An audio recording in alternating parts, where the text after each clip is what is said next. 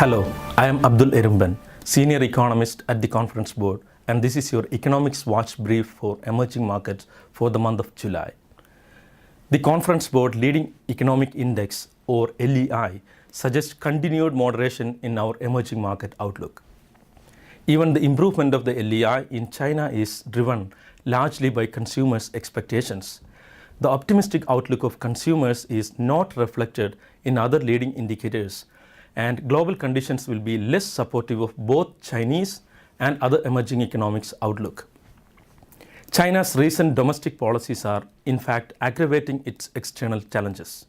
For instance, the People's Bank of China signals a move towards easing monetary policy, which along with United States monetary tightening intensifies downward pressure on Chinese currency. The ongoing trade tensions between the United States and China and the recent decline in China's merchandise trade surplus only worsens the external situation for China. With a stronger dollar and rising interest rate in the United States, currencies are also weakening in other emerging markets. This puts pressure on central banks to raise interest rates to keep inflation in check and reduce capital outflows. Most emerging market economies suffer from a so-called twin deficit.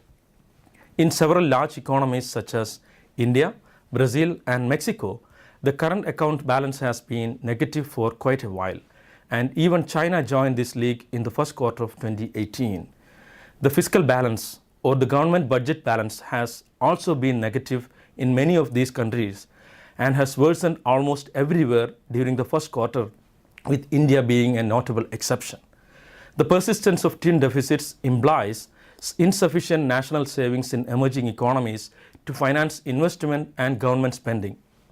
This may make it hard for these economies to balance growth and macroeconomic stability in the medium term, especially as the global economy returns rising inflation, increasing labor cost, and rising interest rates. I am Abdul Irumban, and this was your Economics Watch Brief for emerging markets.